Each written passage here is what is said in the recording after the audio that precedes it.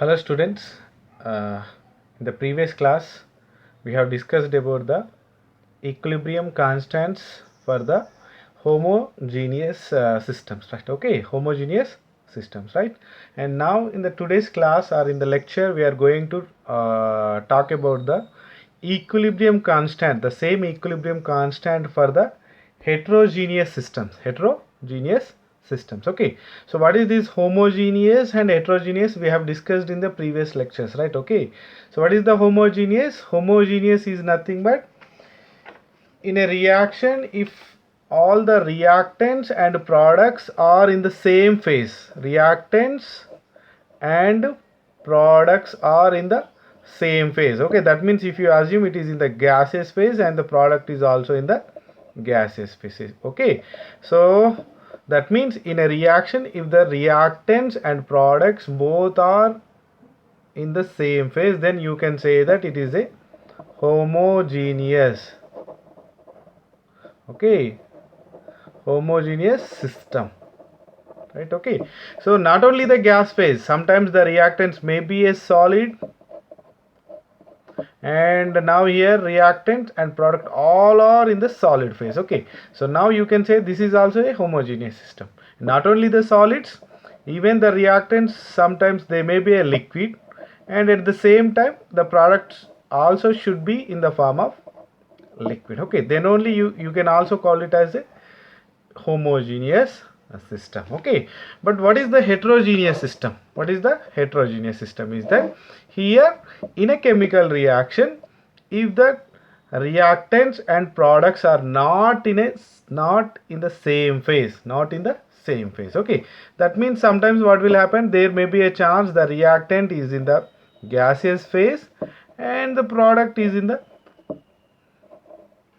somewhere in the solid state, then you can say this is not a homogeneous system. Now you can say it as a heterogeneous.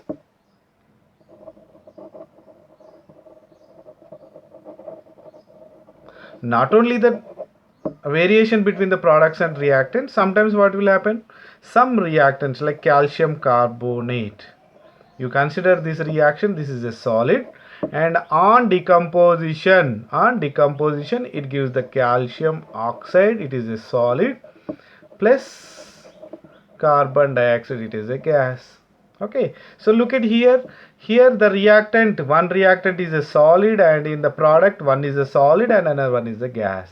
Okay, so that means here there are two phases, one is a solid phase and another one is a gaseous phase. Okay, so now you can say it is not a homogeneous, because you see all the products, reactants and products are not in the same phase. There is a different in the phase. Okay, so then you can say it is a heterogeneous system.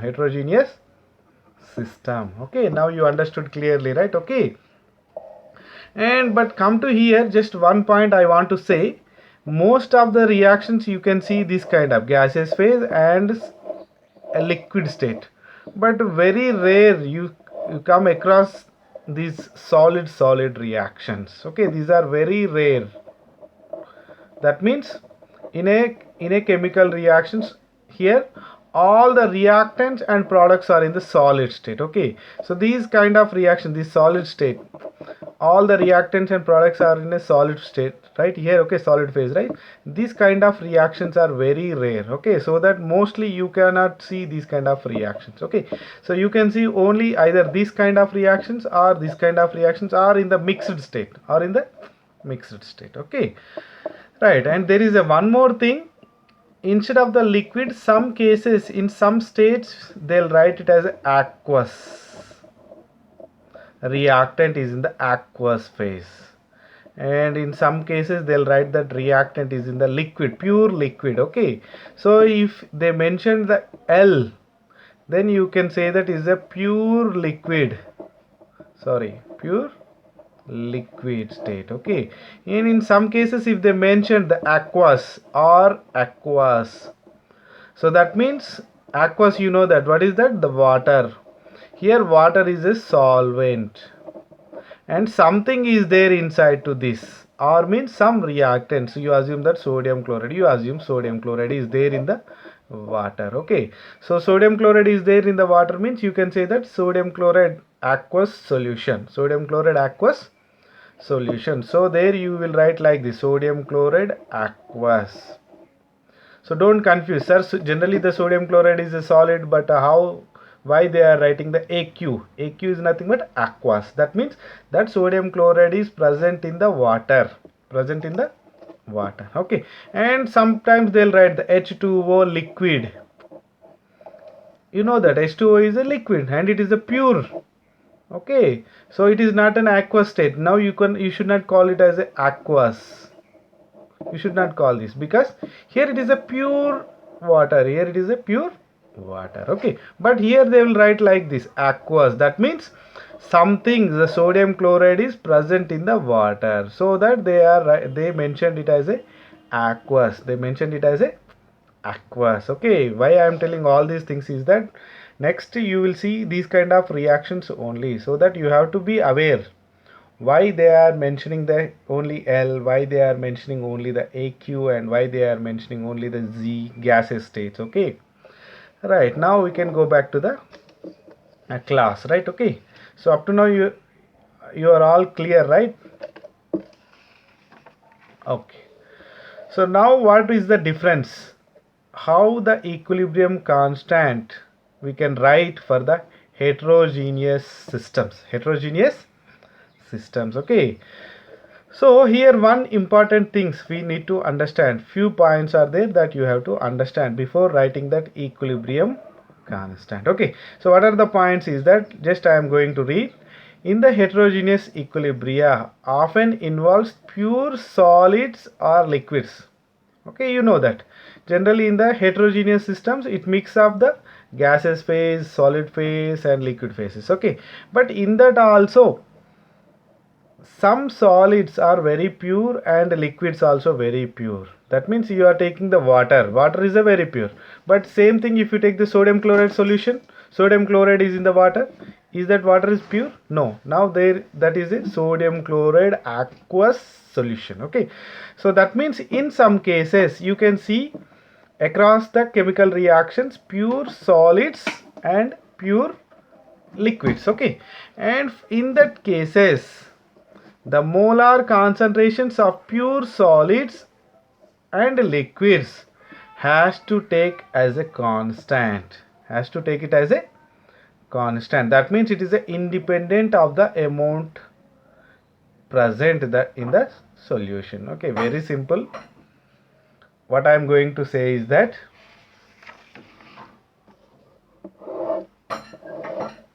generally in a chemical reaction, suppose the nitrogen gas, okay, we are taking this calcium carbonate reaction only. For the calcium carbonate solid is in equilibrium with the calcium oxide solid plus carbon dioxide gas. Okay, so for this, how we will write that equilibrium constant, that is Kc. The Kc is nothing but the concentration, equilibrium concentration of the product calcium oxide to the power of 1. Here it is a stoichiometric coefficient is a 1 into the concentration, molar concentration of the carbon dioxide to the power of 1 divided by calcium carbonate, right? The molar concentration of the calcium carbonate to the power of 1. Okay, generally we will write like this. Okay, and what here he is saying is that in a chemical equilibrium, in a heterogeneous equilibria, the molar concentrations of pure solids and liquids, you can say that liquids, has to take it as a constant. That means you have to take it a equal to 1 constant. That means you have to take those molar concentrations as 1. Okay, so that means here it is a pure solid and here is also a pure solid. Okay, so that means these concentrations you have to take it as a constant, so that you write it Kc is equal concentration of the calcium oxide, it is a solid, so the calcium oxide concentration you have to take it as a constant. because it is a solid. And same thing, the calcium carbonate concentration also you have to take it as a constant. Okay, because these two are the solids. Okay, so what is the left? The left is the carbon dioxide. The carbon dioxide is not a solid, it is a gas. So that the finally the Kc is equal 1 into the concentration of the carbon dioxide divided by the concentration of the calcium carbonate is 1. So finally the Kc is equal to only the concentration of the carbon dioxide, that is equal. Okay. Oh, little bit difficult, right? It is very simple. Here the concentrations of the pure solids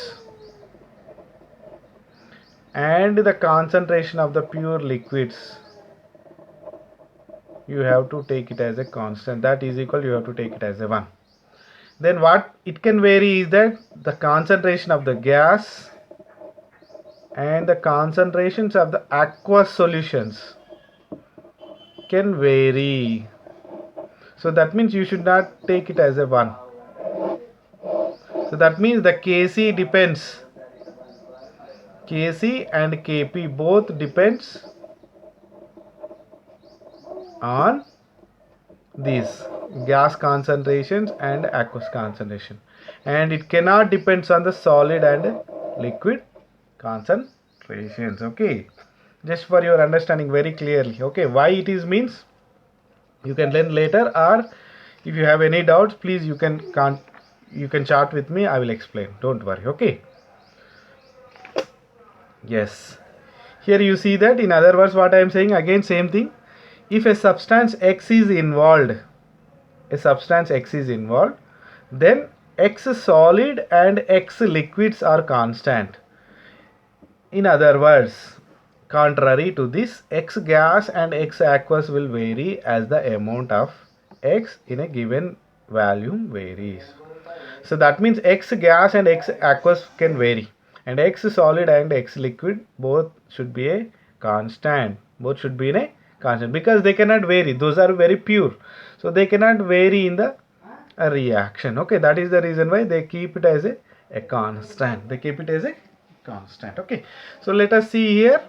So same reaction, the thermal decomposition of the calcium carbonate. The reaction is calcium carbonate solid in equilibrium with the calcium oxide solid plus carbon dioxide gas. Okay, so for this you know that what is the Kc? The Kc is equal to the concentration of the product divided by the concentrations of the reactant. Okay, but you look at here, it is a solid and here is a solid, so that calcium oxides are solid, so that the molar concentrations of the calcium oxide and calcium carbonate are constant. That means those are equal to the 1.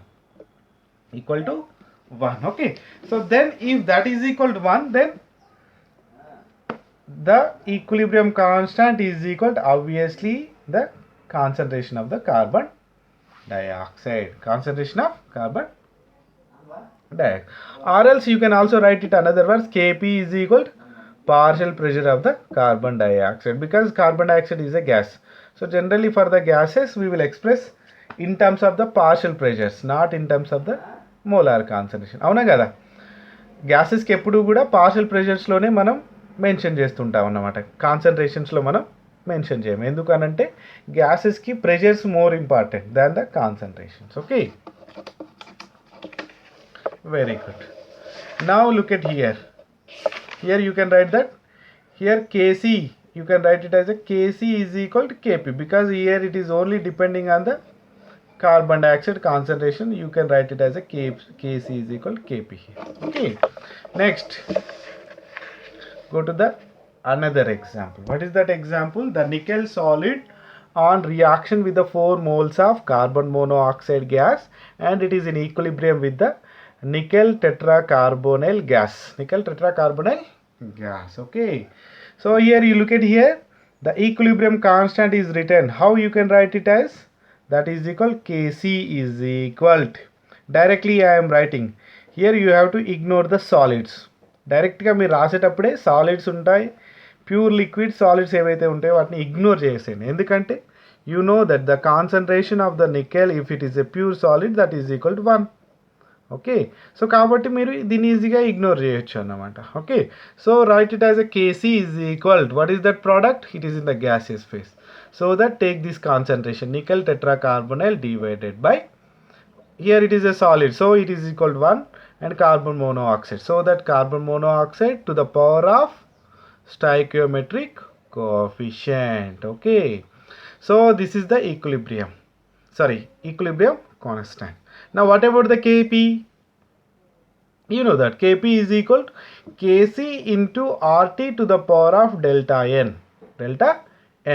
So here delta n is equal to 1 minus 4. What is the delta n? The delta n is equal to the number of moles, the total number of moles of gases in the product side minus the total number of reactants, the total number of moles of reactants. Okay, గుర్తుందో లేదో మీకు?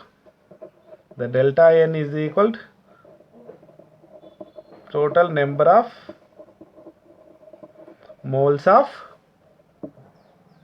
product minus the total number of reactants, the total number of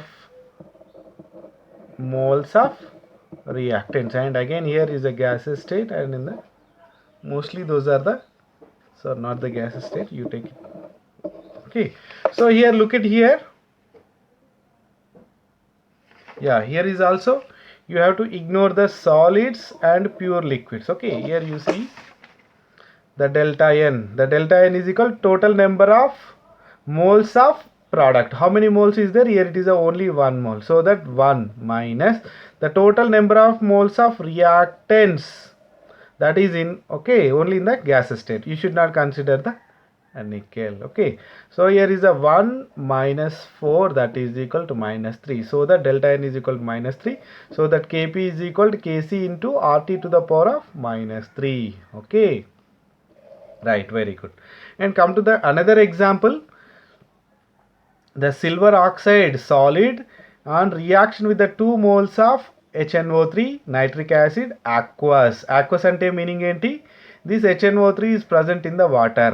Okay, and it is in equilibrium with the 2 moles of AgNO3 silver nitrate aqueous plus water pure liquid. Here it is, I am writing L. L indicates that it is a pure liquid. Okay, so now what we have to take, what we have to consider in the writing of the Kc is that in the Kc, while writing the Kc, you have to consider only the gaseous states, gaseous phases and aqueous phases, and you should not consider anything in the solid phase as well as in the liquid phase. Okay, so that here the silver oxide is in the solid phase, so that you have to ignore, and H2O is also in the pure liquid state, so that you have to ignore. మరి ఏవి consider చేయాలి అని అంటే aqueous ఫేజ్లో ఉన్నవి consider చేయాలి. ఇంకేమైనా gas ఉన్నాయా? No gases. So that you have to write only these two. And Kc is equal to concentration of the AgNO3 to the power of 2, because 2 is the stoichiometric coefficient, divided by HNO3 to the power of 2. HNO3 to the power of 2. Okay, now come to the Kp-Kc relation. You know that Kp-Kc is equal to Kc into RT to the power of delta n. So what is the delta n here? 2 moles of AgNO3 aqueous minus 2 moles. So ఇక్కడ 2 moles ఉన్నాయి, ఇక్కడ 2 moles ఉన్నాయి. So that 2 minus 2 is equal to 0. So that RT to the power of 0 ఏమవుతుంది? 1 అవుతుంది. Okay, anything to the power of 0 is equal to obviously 1. So that here Kp is equal to Kc. Kp is equal to Kc. Okay, so like this we have to express the equilibrium constant for the heterogeneous systems. Okay, so in this what you have to find is that first you should know what is the heterogeneous phase and what are the heterogeneous reactions, and in that the important thing is that if anything is involved in the solid phase and liquid phase, you have to take it as a constant. That means మీరు constant ఏంటి అంటే వాటిని ignore చేసేయండి డైరెక్ట్గా రాసేటప్పుడే. Remaining మిగతావి ఏంటివి? Only gases phase and the aqueous phase. So వీటిని మాత్రమే కన్సిడర్ చేయాలి రాసేటప్పుడు. Okay, so what ever that present in the solid phase and in the pure liquid phase you should not consider while writing the Kc. ఎందుకంటే వాటి యొక్క activity, వాటి యొక్క concentrations అనేటివి చేంజ్ అవ్వవు. సో దట్ వాటి యాక్టివిటీ అనేది ఏదైతే ఉందో ఆర్ కాన్సన్ట్రేషన్స్ ఏవైతే ఉంటాయో అవి కాన్స్టాంట్గా ఉంటాయి అన్నమాట. Okay, so that is the reason why you have to take it as a 1. You have to take it as a 1. Okay, yeah, so this is about this lecture, and in the next lecture we are going to see about the characteristics of the equilibrium constant. Okay.